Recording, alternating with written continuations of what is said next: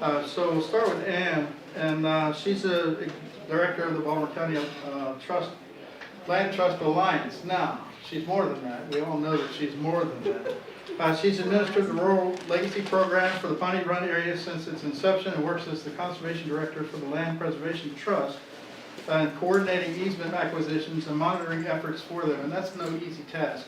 There's a lot of minutia that goes along with all of that. And you're dealing with people's emotions as well. So I certainly admire what she's able to do. She also works with Partners of Open Space and Forever Maryland, advocating for full funding of Maryland's land preservation programs. She is a resident of Howard County, and is from a family farm that's more than 250 years old. We share some of that. Yep. We're waiting to find out if we're related. And it's yeah. One of us is worried. Yeah, I feel for you. I didn't say which one. It's protected with a permanent agricultural preservation easement, so her actions and words are the same there, which is really good. She's currently vice chair of the Howard County Agricultural Preservation Board, and then you have 5 minutes. Okay. I also have slides, but you're not going to get to see pictures of my grandson, so I know that that's going to ruin your day. I wanted to talk a little bit about what I called a whole farm plan, and then go into a whole state plan. And when you look at a farm, there's a lot of times when people look at a farm and they think corn and soybeans, which is certainly important. Everybody knows that without corn and soybeans and without some custom operators happening, you wouldn't have agriculture today. But farms have an awful lot of potential. They probably have forest land, which can be sustainably timber harvest. They have the potential for agritourism, which we all know during COVID, people have wanted to be outside, they wanted to be safe, and that's very important for farms. They have the potential for ecosystem marketing, which is becoming a much bigger deal. And that's everything from a stream restoration project to, did you want to try? This is our tech guy. That's our tech guy. Yeah. Do you want to try? We don't have, they're not working, so someone. Oh, So if you no. want to see if you may. I thought you said you had no slide. No, No, wait. well, we have no slides, but Yes. we have, They're, We have slides, but they're they're going to come they're on for. theoretical. They're going to be on for everybody else. I've got So, a walker and a dog. you know, you've got the ecosystems That marketing, works. you've got agriculture, you've got She agriculture. doesn't have. They were on this thing, Flash drive. flash drive. If you can pull up something on the flash drive that says Ann, that would be great. But if not, like, And then I'm Walker, sorry for the disorganization, and guys. he's done. And if there's map numbers. I've got 2 out of 3. Oh. Yeah, there it is.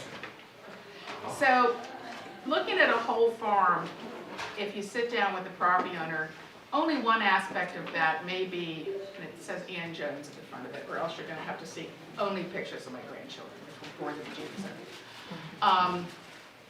Looking at the whole farm instead of just one aspect of it, I think has the potential to talk to a property owner about what do you really want to do. And since I work with conservation easements a lot, which is a permanent commitment on the part of the family, you want to make sure that what that family has in mind is part of what they're doing.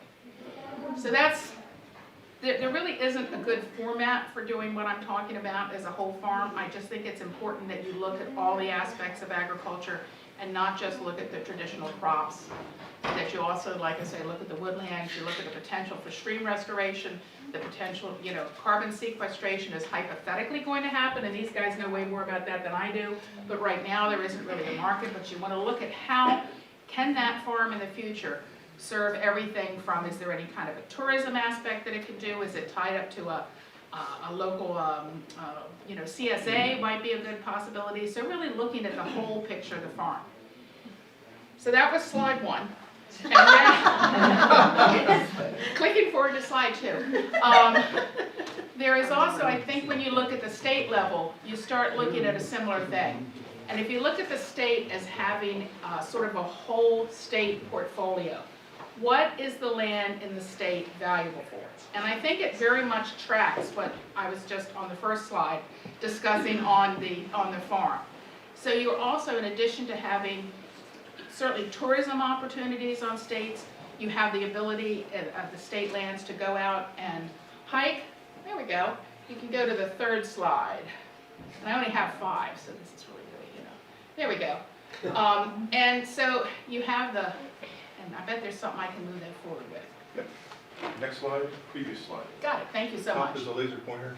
Don't- Okay. Don't Darth Vader in the front row. by mistake. Okay, are there any cats in the audience? Because When- these laser pointers- Before you leave, we have two other folks, so they, They're on the desktop. yeah, I think I'm gonna check on the neighbors, so. Okay. make sure they're at least Okay. on the way, and I'll duck back in here. I'll try Make to sure they talk clean longer up their than planned. backyards. We can wing it. So that is my cute grandson on the right. The other one's not cute? No, but this is people. So you have the whole state portfolio, as I would call it, when you look at all the different things that can be done on state land. And certainly agriculture is a piece of that, ergo the agricultural preservation programs. You have the rural legacy programs. You have what's called stateside program open space, which buys state parks and also targeted ecological areas, so very important ecological areas in the state. You have the heritage program, which is charming lady to the left of me, we'll be discussing at a later point. And you have local side program open space, which does local parks and playgrounds. So if you look at a portfolio of what is land preservation really like, you can look at what it is to the individual farm, and I think you can extrapolate that to the state. How is that paid for in the state? There is a 0.5% transfer tax. Every time you buy a home in Maryland, you complain about the closing costs, and not without reason, because they're high. But one of the reasons they're as high is because a 0.5% goes in to protect, preserve, and make available to all generations and all people in the state all of the lands, whether they're agriculture, whether they're recreational. So that's that. And how does the transfer tax get allocated? This is one of those handy little charts.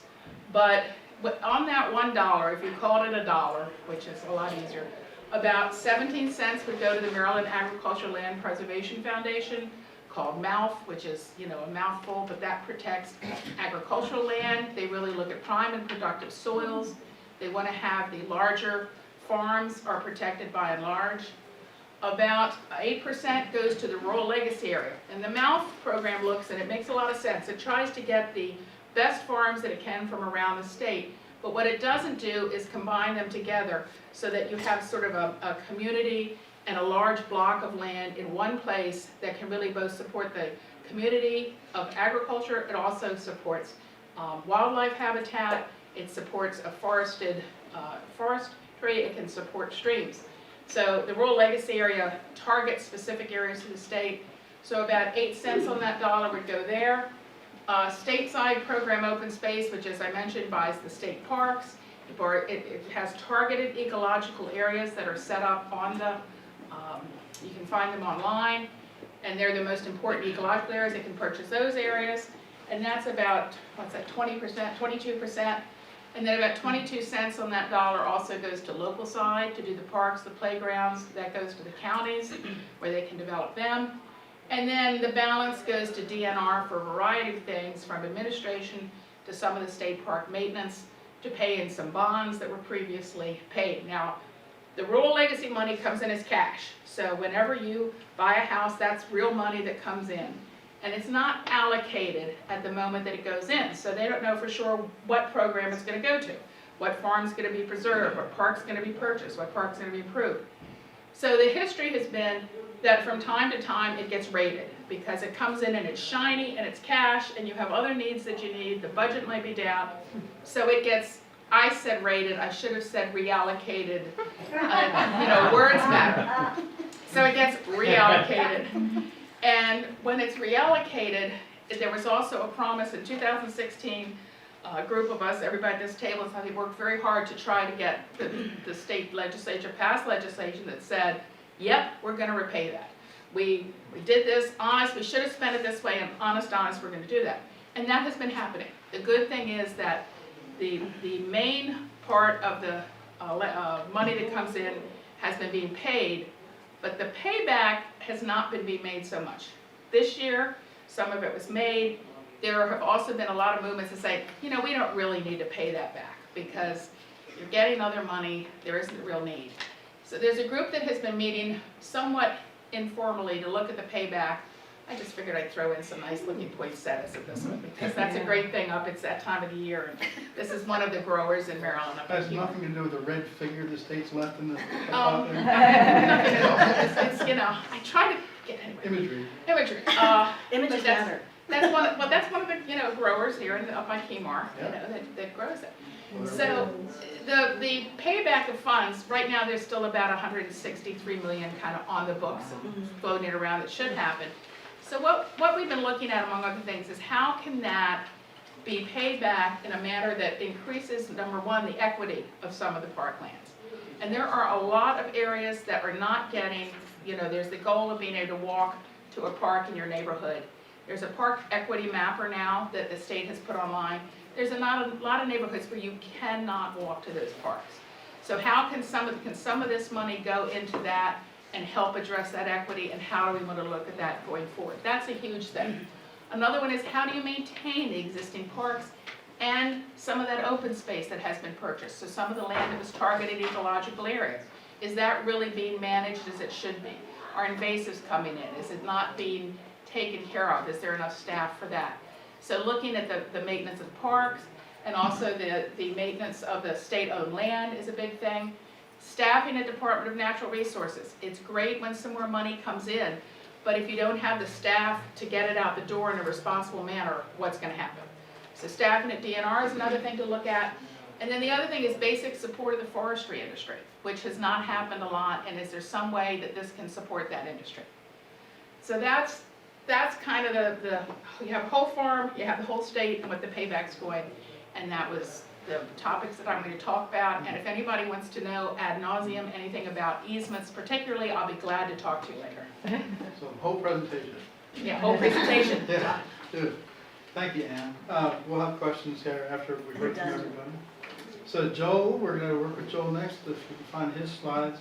So I happen to know by looking online that this is a mini bio. I mean, you've got quite an extensive biography already, and it's pretty impressive. But he's currently the president and CEO of Chesapeake Conservancy, which is a nonprofit organization based in Annapolis that's dedicated to protecting the Chesapeake landscapes that are vital to the health of the bay and its cultural heritage.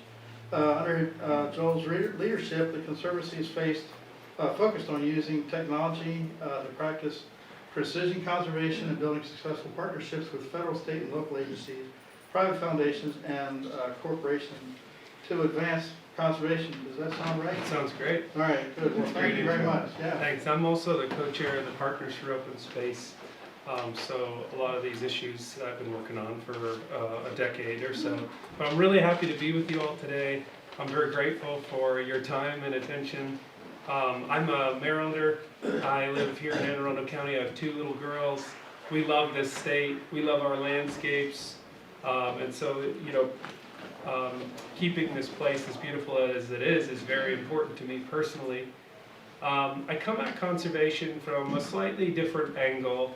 And I think about it in terms of enjoying the outdoors.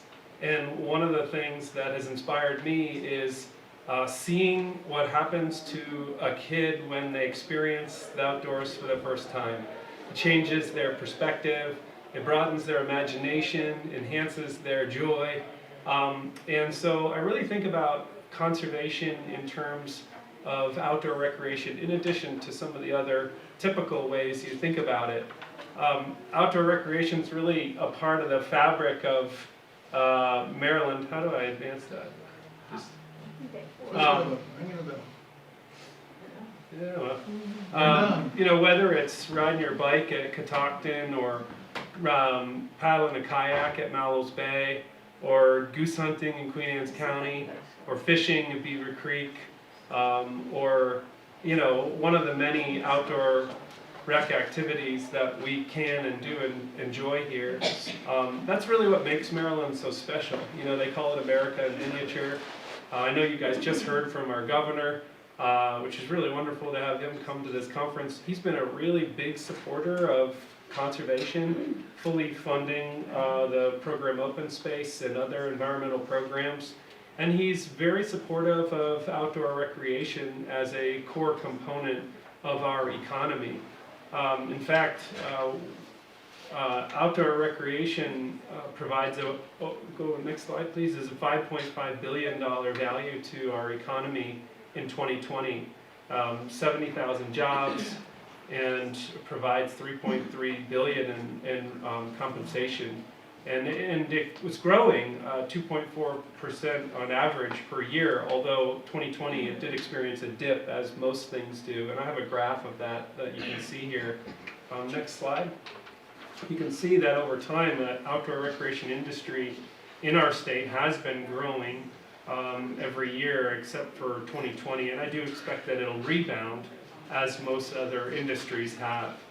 So in 2017, Governor Hogan pulled together a commission to look at outdoor recreation and the economy. It's called the Moore Commission, the Maryland Outdoor Recreation Economic Commission. And he appointed me, among other people, to that commission. Local government, recreation outfitters, business and sportsmen, and conservationists like me. And that commission was charged with strengthening our outdoor recreation economy, especially heritage tourism economy. So enhance the business climate, our brand, develop world-class heritage tourism experiences, steward our natural resources, and enhance our workforce development. All things that resonate with everybody, and unlike lots of topics that are very controversial, almost none of those are controversial, thankfully. And so there's a lot of support for this commission and some of the findings, one of which was incentivizing the sector's growth. And the way the governor and the commission decided to do that was by, first and foremost, or one of the first things he did was to create an Office of Outdoor Recreation within the Maryland Department of Natural Resources. And that's to work with outdoor recreation businesses to help them manage some of the challenges they're experiencing, to get more customers, to develop recruitment for outdoor recreation manufacturers. You know, we want those companies like the Patagonias of the world to come to Maryland, right? To conduct environmental impact studies, assess barriers, create leadership in the outdoor industry in Maryland, and enhance our marketing and branding. Again, all of which are very agreeable goals, right? And I'm really happy to say that my friend Daryl Anthony was recently appointed the director of the Office of the Outdoor Recreation. And what's great about that is Daryl before was assistant secretary at the Maryland Department of Natural Resources. But before that, he was a ranger. And before that, he had the very lowest position you could at a Maryland State Park. And he climbed his way up all the way to the top. So he knows the Maryland DNR and our park system backwards and forwards. And he's just a really inspiring and thoughtful guy. So I'm really excited that he's at the helm of that new office. And I think he's going to be a real resource for you and for us as a community to enhance Maryland's outdoor recreation resources and environment. So he's just gotten started. He's only been on the job for a month. He does have a staff member, which is really helpful. And he's been tasked with instituting or implementing the recommendations of the Moore Commission. I did write an opinion piece sort of heralding the creation of the office, because I do think it's a really big idea and a big thing for the state. Other states around the country have created these outdoor rec offices, about 16 or 17 other states. But when you combine the culture, community, and funding support that Maryland has with the Outdoor Rec Office, I think we have some unique advantages, such as program open space, to execute on some of these ideas. The other ideas include improving career pipelines, and that is to figure out how we can enhance the recreation business opportunities and sector for employees, creating toolkits, strengthening our Maryland Conservation Corps and Jobs Corps and Veteran Corps, and especially in underrepresented communities, and implementing outdoor equity programs to eliminate barriers to the outdoors so everybody can feel that sense of magic and joy and excitement about the outdoors and about the environment. Another idea that they'll be pursuing is enhancing recreational and heritage tourism experiences. So that means streamlining DNR lease agreements, increasing procurement authority for DNR to reduce maintenance backlogs, make historic revitalization tax credit programs available to tenants of historic properties, provide training opportunities, assess and develop transportation for urban folks to get to these outdoor recreation experiences, do surveys and enhance trails. So there's a lot more that the commission found and hopes to achieve, especially through this office and in partnership with the Maryland Department of Natural Resources. But I wanted to transition to a national perspective at the end of my presentation to talk about how the Biden administration also places a heavy emphasis on outdoor recreation and conservation. In fact, they have put forth this vision for preserving 30% of the nation's lands and waters and really responding to our biodiversity and climate challenges by achieving these objectives. So I wanted to highlight, before I get yanked off stage here by George, creating more parks and outdoor recreation opportunities, supporting tribally led conservation, expanding collaborative conservation fish and wildlife habitats and corridors, increasing access to people for the outdoors, rewarding volunteers, and creating jobs by investing in resilience. Lastly, I'll highlight a really cool recommendation that was in the Moore Commission. We have a Senator Van Hollen staffer with us today. Senator Van Hollen has developed an idea to create a national park celebrating the Chesapeake Bay called the National Recreation Area, which would be a land-based park that would not affect fishing, hunting, or boating in any way, but would celebrate the great attributes and outdoor opportunities we have here in Maryland and in the Chesapeake Bay. We're really excited about it.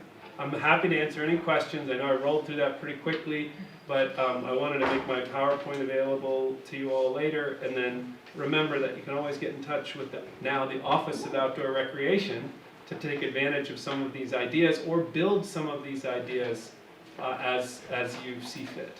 Thank you for the opportunity to speak with you today. Is that office at DNR? Yep. Okay, good. Yeah, a little surprising it's taking this long for recreation. I can see for other things. All right, if anybody outside wants to come and grab a seat while I'm introducing Lucille, that'll be fine. Or have they just finally faded and left? We did have a lot of people Yeah, there were a lot of folks. If you all want to come in and sit down, you're welcome There's to some while we're seats. introducing folks. There's Very some good. seats. You can keep mine brief. No one Yeah. wants to hear about Brief. Well, I tell you, Lucille as well, if you want to go on YouTube and watch her on various venues talking about her passions, you're welcome to do that, but I do have a relatively brief Okay.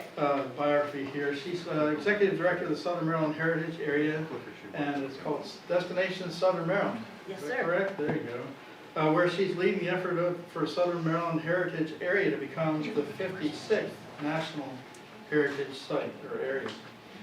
She's chairman of the legislative lead for the Maryland Heritage Areas Coalition. She's the vice chairman of the Southern Maryland Agricultural SMED, Yes. Agricultural Just go with Development that. Corporation. And I saw Shelby out there earlier, right? Yeah, she faded. Yeah, that's a shame. And the Advisory Council for the Mallows Bay Potomac River National Marine Sanctuary.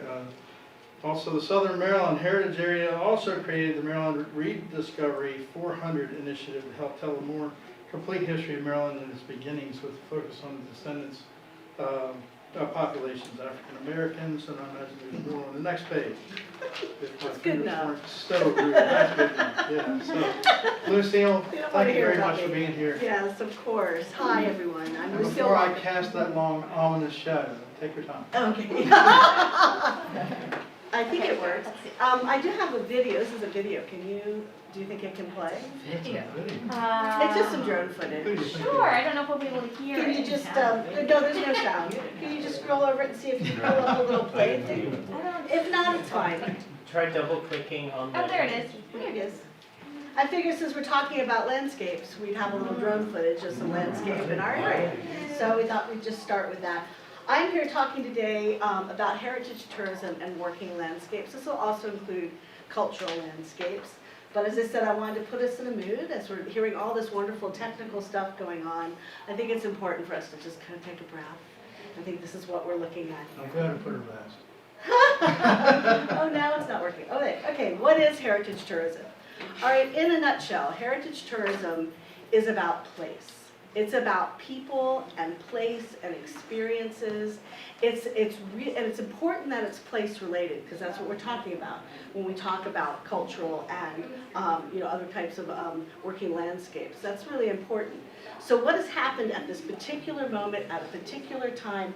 What is happening now? This isn't dead, right? This is how are we moving forward? And heritage tourism can include everything from not only the history, but the natural environment. It can include the food, the dance, the art, the cliffs, the environment, the fossils. There's a lot that goes into heritage tourism, but essentially it's bringing people to you because of it, right? So you have to get the word out. I'm trying to be kind of brief here too. And essentially it's about people, about the stories. So here in Southern Maryland, what we tell is the story about what makes Southern Maryland uniquely Southern Maryland. And at the Maryland level, it's about what is authentically Maryland. Why do you come here? What do you want to see? How do you want to get to know us? So some quick basics, because I am one of the chairs of the Maryland Heritage Area Coalition. There are 13 heritage areas in the state of Maryland, of which Southern Maryland is one. Very important, you all can read, I'm not one to read slides, so I'm like, here you go. But what's also really important to know about this is in Maryland, there are only 5 states in the United States with a state-based heritage area, of which Maryland is not only one, but considered a leader. So Maryland values its heritage, which is very significant. Here you go, this is a map of all the heritage areas in the state of Maryland. We're down here at Southern Maryland, but you should be near a heritage area, and it's a great way to visit Maryland. Not just your own heritage area, find out about it if you don't know about it, but travel through Maryland and then discover the stories. That's what we're here for. Oh, I never pay attention to my notes. Okay, here we go. Trying to stay on cue to keep me fast because I can talk. Here's some other basics about it. And one of the points to make, of course, is program open space is essential. We are funded through that. It's administered through the Department of Planning, through the Historical Trust, but it's not funded in that bucket. It is aligned within program open space, and that's important. It gives a lot of autonomy and advocacy to us to work and do what we do. The other important thing is we are funded at $6 million annually, but over $5 million of that goes directly back to the counties in the form of grants and programs and development, so not top heavy. All right. So we're talking economic impact. I have on the Tri-County Council table, they're one of my partners out there. I've brought some of the brochures about the Maryland impact and about Destination Southern Maryland impact. This was done in 2019. Now tourism itself, of course, is encompassed within this, but this is for heritage tourism specific, and it was before COVID, so it gives us a benchmark. But this is huge. These are huge returns on investment for that program. All right, so who are we? We are currently, we are Charles, Calvert, and St. Mary's counties, but I'll talk about this in a second. We're about to become a national heritage area. When we do that, we're going to be encompassing southern Prince George's County. Their story is rather essential to the story that we have to tell. We are rural, big exclamation point. This is the Rural Maryland Council, and you can read what we do. But a lot of what we do, again, is heritage tourism. Come to our landscapes, come to where we are, see what the story is that we have to tell. Here are our numbers. Again, rather astonishing numbers, return on investment, but tourism itself is like that. But just to give you an example about heritage tourism, and we're going to talk a little bit about sustainability, our programs help create programs that can make it into the future. So as much as I love a barn, and who doesn't? Rolling landscapes, beautiful barn, I'd love to save that barn. But through our grants, what we do is we help develop a program, a way to sustain financially, so that the owner of that barn can maintain that barn, can also have people come to that barn. There's a whole different way to look at this. So it is not, in that way, pure preservation, but that's a very important component of what we do. All right, so that's the big question. We're a successful state-based heritage area. So why go national? Well, essentially, we're a national story. We're a national story, we're an international story. We are a land of firsts, and I'm not here to go into the entire list of them, but I do think it's essential we hit some of the high points and also some perspective on that. First of all, in Southern Maryland, we still have first people. That is a rare thing within our area, and a very important, the Piscataway Conoy and Piscataway Indian Nation, they are here, they have survived, and are creating a new legacy. We need to honor that, we need to lift that nationally. Also in Southern Maryland, many people know this, but many people don't, is the first place ever in the Western world, not just America, but ever in the Western world, that any type of religious freedom, any type of religious toleration was codified into law.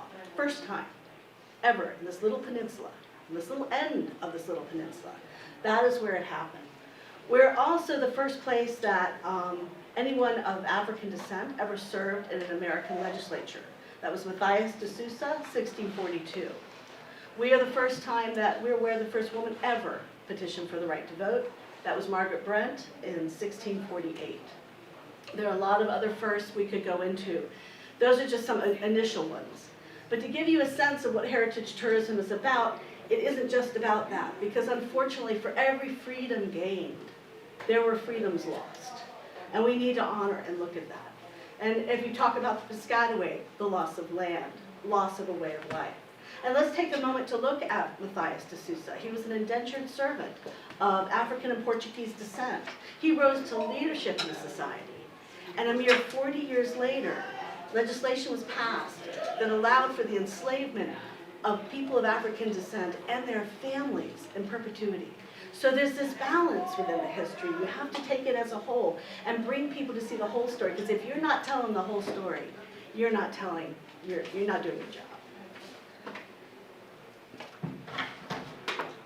All right, a little bit more specific about national. Again, we have an administration that is very interested in helping all of us raise this profile. But specifically, we also have legislators, national, local, state, that are committed to this. But let me just quickly tell you a little bit. There are 55 national heritage areas in the United States. We're aiming to be the 56th. We might end up being the 57th. Depends on who gets there first. But we're still holding out for 56. And this is really important, because if you're going to bring people to this landscape, this cultural landscape, this working landscape, who we are, you have to tell the story in the biggest possible way. And we want people within Maryland to come and within the counties to come. But we want people from all over the United States, from Europe to come to say, what is going on here? Why is this interesting? So, again, our legislators, great thank yous to Majority Leader Hoyer has put legislation into the United States House. And we have Senators Cardin and Van Hollen supporting legislation in the Senate. And we're very grateful. Without their leadership and participation, this wouldn't happen, because to become a national heritage area, it takes an act of Congress. And we, that's a kind of just a little thing, just a little something. So without their assistance, this wouldn't be happening, and it's moving forward. But also partnerships, and that's one of the reasons I'm here today. We're doing two tracks, essentially. We have the political track in the United States Congress right now. We also have the other track because it's administered through the Park Service, even though it's not a Park Service program. And so there are aspects that have to be approved by the Park Service, and the legislation has to happen politically.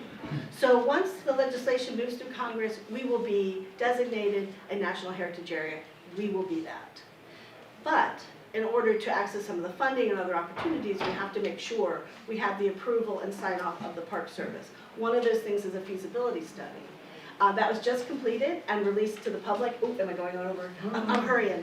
I can hurry fast. You're fine. Okay, good. So, but I can't talk, so I am trying to keep an eye on that.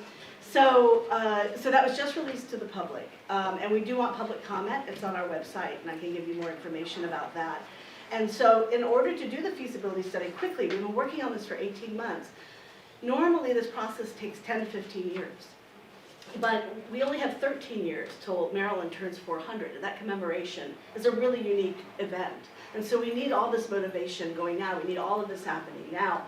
And so the Rural Maryland Council, through our partner, the Tri-County Council of Southern Maryland, was able to fund our feasibility study. So it's an example of where their funding is leveraged into much bigger things. We won't have to come back to the Rural Maryland Council for this. It's in a continual funding stream.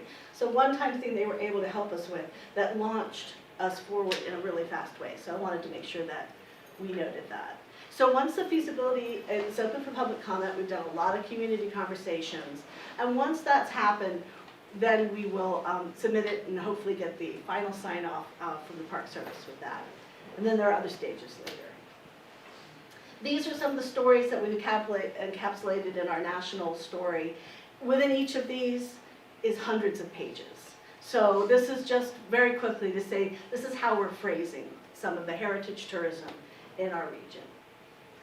All right, so quickly, I mean, the conference here is about resiliency, recovery, sustainability. That's also what we're about. And when we talk about working landscapes, cultural landscapes, it's all about connectivity. It's all about taking a look at what makes us unique, what our stories are, and not only what it is, but how to share them and how to bring people in to be part of that opportunity. Other opportunities happening in our region, the Southern Maryland Conservation Alliance, protecting habitats, heritage, and livelihoods. We're a part of that. It's a really important one. We work a lot with land trusts, and this is a really unique one that they've started. The American Chestnut Land Trust in our heritage areas has real leadership in that. And as was mentioned, we started Maryland Rediscovery 400. This is another important initiative to really look into the stories that have not been fully told. Indigenous stories, descendant population stories, African American stories, as we aim toward the 400th. And that's all about our heritage, because our heritage is all of us. And these are just some pictures of important aspects of our region, of the working landscape, just to make sure everyone's awake. Of people, important stories to be told, fossils to find, reasons to come. And also agritourism, a key component of what in our region, when you talk about working landscape and cultural landscape, in our region, agritourism is huge, really important. Talk about saving the family farm. It has, it continues to do so. Whether it's vineyards, whether it's corn mazes, there's so many different aspects of agriculture, aquaculture, ways again to bring people to come and celebrate. And that's all. Very good. Thank you. You're welcome. You can tell they're exhausted when they get home because they spend all their passion at work. So it's very, I'm so glad of that. I was a little sad not to see the Southern Maryland Hand featured up there. Oh, you know, I'm sorry. It is that time Next of slide, year. I will make Okay. sure that's there. So I want to did make say sure that food. you all have an opportunity to talk and ask some questions to these folks. There's a lot of depth to what they do, and it affects every one of us. So hopefully you have an opportunity to express yourselves, or at least have some conversation here. And hands in the air. Yes, ma'am. So with respect, Ann, to your topic and the, trying to claw back the money, has there been conversations at all? I mean, I'm a longtime recreation professional, and one of the things we face, there's always money available for the shiny new objects, but lack of funds for both perpetual maintenance and the people to care for that. So has there been any discussion to that regard about, opportunities to get folks boots on the ground and to also then care for the things that we spend program open space monies on? Exactly, there definitely is, and there is a huge concern about that. One of the problems with tying it like sort of permanently to the transfer tax is the transfer tax is an up and down tax. Sure. When the market is good, you have more money. When the market is bad, you have less money. So it may be, all the groups that are looking at this, that are both looking at the transfer tax repayment and the down transfer tax, want to push very hard to try to get it. And the State Parks Commission came up with this recommendation to try to find some other funding to take care of those issues, particularly personnel. Now, it may be that there is some money that can be used for maintenance of facilities, but when you get into personnel, you've got to be sure that you're going to be able to fund it next year if you fund it this year. Sure. Nobody wants to gear up and have them. So I think there's a huge concern about it. I don't know if either one of you two have said it, and I want to jump into that more, but that would be my response, is that No, that's a good response. they very much, everybody knows that's a huge thing. And it's not just, it's in every aspect of it, from the, well, you know this, from, the Oh, person, sure. whether it's a part-time summer employee and making sure that you can get enough of them into work, to the long-term maintenance of the trails, it all needs attention. I think that Ann answered that really well, but I'll just add that, we saw a huge influx of users to local and state parks Yep. over the last year and a half. People are getting outdoors, which is great, and they're really loving the outdoors.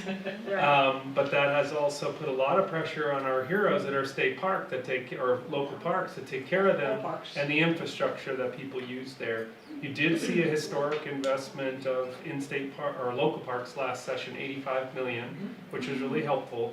I'm hopeful that this legislative session, you'll see another big investment in parks and infrastructure in particular to address some of those stresses. The State Parks Commission is very focused on that, as you probably are aware, which also they talked about local parks too. So I think it's on top of people's minds, but the funding source for that activity is a question. I'll draw one parallel. At the national level, you may have heard last year that Congress permanently authorized and funded the Land and Water Conservation Fund. It's sort of like the federal equivalent to Program Open Space, if you will. They were both actually created around the same time. That money comes from offshore oil revenues. But anyway, the Land and Water Conservation Fund pays for national parks, national wildlife refuges, that kind of thing. It does not pay for staffing.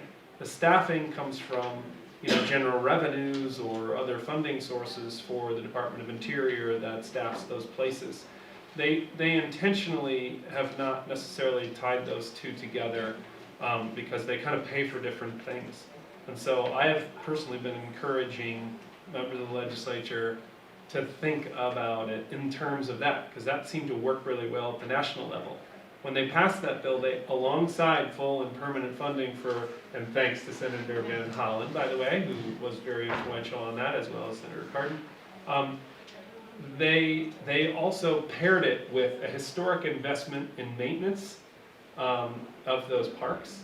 So there's something we could do similarly in the state to address the critical maintenance and the staffing issues, as well as continuing to fully fund our open space programs, which would be great. We are sitting on a historic surplus at the state level, so there is an opportunity to address it, and there is a boatload of payback money that sitting there. So hopefully it's a historic opportunity to address all of these issues. Another question, yes ma'am? This is a question about the easements, the conservation easements. Does the state of Maryland have anything like a wetlands banking program for, to offset TMDLs in the, in Chesapeake Bay? The Department of Environment has a wetlands preservation program, and they have some funding for it, but I'm not entirely aware of the terms and conditions on that. I don't know. I'm afraid I don't have a. I can follow up with you on an answer for that if you'd like. I have some staff that are really knowledgeable about that. Because that works really well in Virginia in terms of offsetting the development impacts on the preservation of the wetland areas. I never saw that here. Private companies can do it, and do do it. But I don't know that the state, I just don't know. I know the Department of Environment has a focus on wetlands, and of course wetlands is a huge priority for the Chesapeake restoration movement. It provides, they're the kind of the kidneys or the livers of the Chesapeake Bay, right? So they're very important. I'm not entirely. Definitely not the attendance.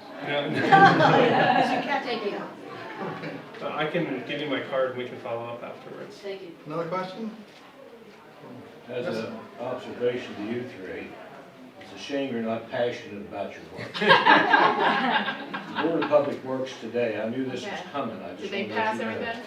They authorized $26.2 million to the Rural Legacy Fund, and they okayed $5 million for approval to community parks and playgrounds.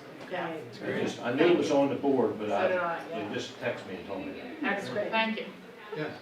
Do you guys ever work with philanthropy? So I work for a community foundation. You know, you can set up a fund, and then as people are using the parks more, there are lots of people who would contribute to preserve it. So you take that out of government, you know, and you raise money, and then you can have your staff and do all those things you want to do, maintenance efforts. We've done small things in Caroline County.